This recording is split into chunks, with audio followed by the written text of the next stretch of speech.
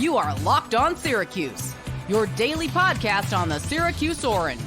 Part of the Locked On Podcast Network, your team every day. All right, so let's start off with the backcourt for Syracuse basketball next year as it stands. Now, I want to throw out a quick disclaimer in that the transfer portal obviously is the whole wrench in everything, so you cannot expect that everything is going to hold up, but this is what Syracuse's basketball's roster is going to look like next season if all else stays the same. We're going to start with the guards right now. Syracuse is projected to have 7 guards on the roster already for next year. 7 of them. There are 4 guys that can return. Okay, they have eligibility. That is JJ Starling, Elijah Moore, Chance Westry, Kyle Cuffe. Again, the transfer portal is a very real thing, but those are guys that could, in theory, come back because they have the eligibility to come back. And then there are 3 incoming freshmen. Kiyan Anthony, who announced his decision last Friday and officially signed with Syracuse. You got Luke Fennell, and you also got Aaron Womack. 2 players are out of eligibility on this year's roster. Jaquan Carlos, a point guard, and Lucas Taylor, a shooting guard. Okay, those are 2 transfers for this season, but they are one and done. Okay, and not in the one and done in the sense of they're going to the NBA. They're 1 year here, and then they're out of the door because they have no more years of college eligibility after this season. Finally, are there any guys in the backcourt that you think can go pro on the roster this year? No, I would say no as of right now. I think JJ Starling has the best chance to go pro, but I don't think it would be after this season. If anything, it would be after next season. Okay, so I don't think there's going to be any pros that we got to worry about on the roster for right now. So here are my thoughts on this, all right? This is really the whole point of this episode is you look at the roster, give you a brief overview of it, and then I give you my thoughts. There are 7 guards on the roster for next year. That is a lot. For context, the roster right now consists of 6 guards. Those 6 guards being Jaquan Carlos, JJ Starling, Elijah Moore, Lucas Taylor, Kyle Cuffe, and Chance Westry. That is 6 guards. So in theory, if Syracuse basketball next season wanted to roll with 6 guards again, they've already exceeded the quota. So they would need someone to transfer out of the program in order to roll with 6 guards, and then they would not have to add anyone.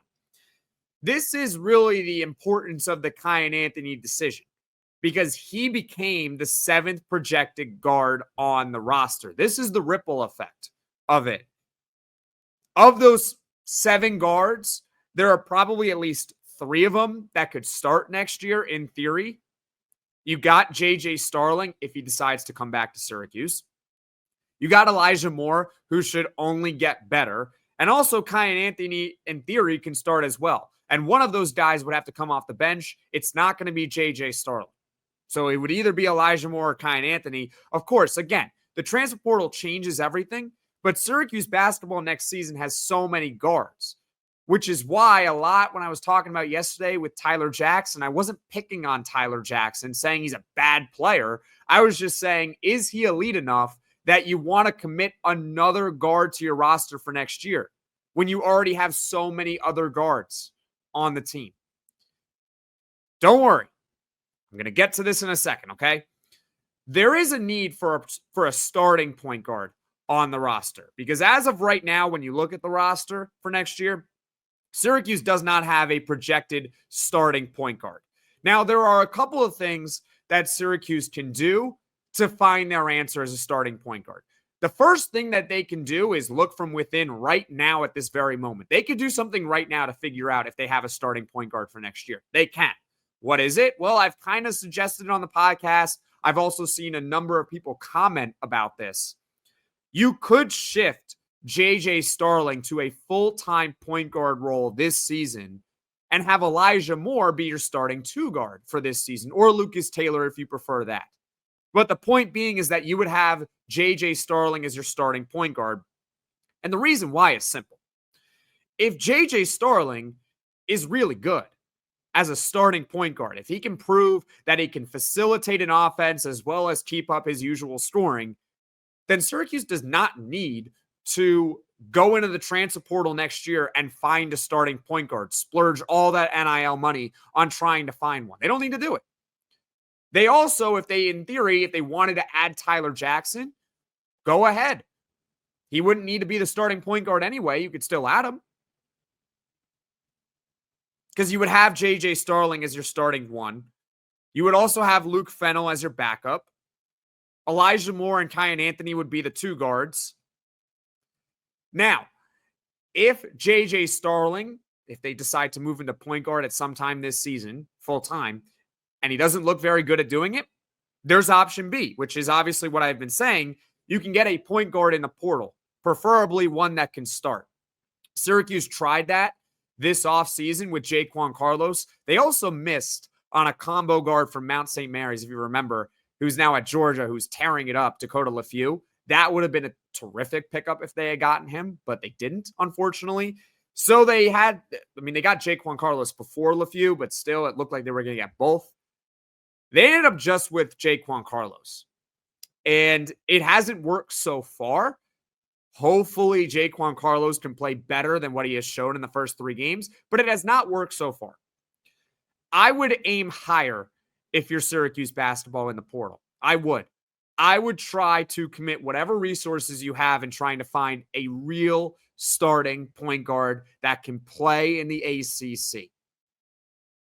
I'm not talking about finding a superstar, but finding someone who's preferably better than Jaquan Carlos. Jaquan Carlos isn't even going to be here next year, but you need someone. That's if, of course, JJ Starling is not good as a starting point guard, if they even decide to make that move. Option number 3 of what you could do is you can try and get Tyler Jackson, who we talked about already today. We talked about on yesterday's podcast. Tyler Jackson, here is the issue with him and why I said yesterday, I wouldn't want to get him right now. I wouldn't want to do it now. I would not want to I would have an open spot, really, in theory, right? Even though they already have 7, if they want to add a starting point guard, they have 1 available. I don't know if at this very moment, Tyler Jackson is quote unquote good enough to be a starting point guard right off the bat. And that is what when you're looking at the guards for next season, that's what they need, a starting point guard.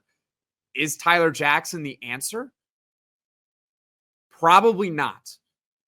He is a fallback option in my mind to seeing what you can get in the transfer portal. And I don't even know what's going on with his recruitment anyway. Tyler Jackson, for those that don't know, is best buddies with Kiyan Anthony. I believe they play on the same team.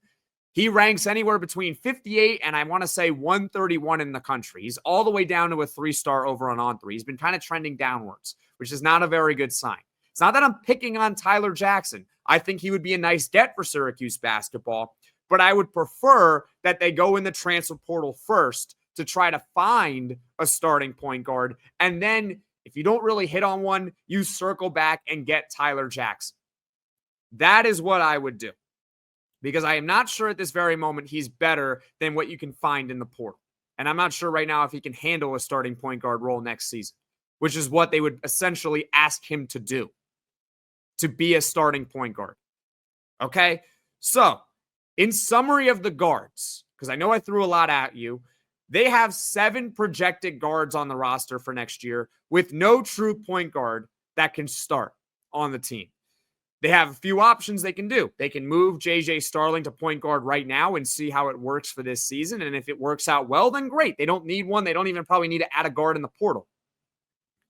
Option number 2 is they go get a point guard in the transfer portal. Option number 3 is you try and get Tyler Jackson and hope that he can be a starting point guard next season. Those are my thoughts on Syracuse's potential backcourt for next year, post Kiyan Anthony decision. Leave your comments in the comment section below, your thoughts on Syracuse's backcourt and what they should do with it going forward into next year.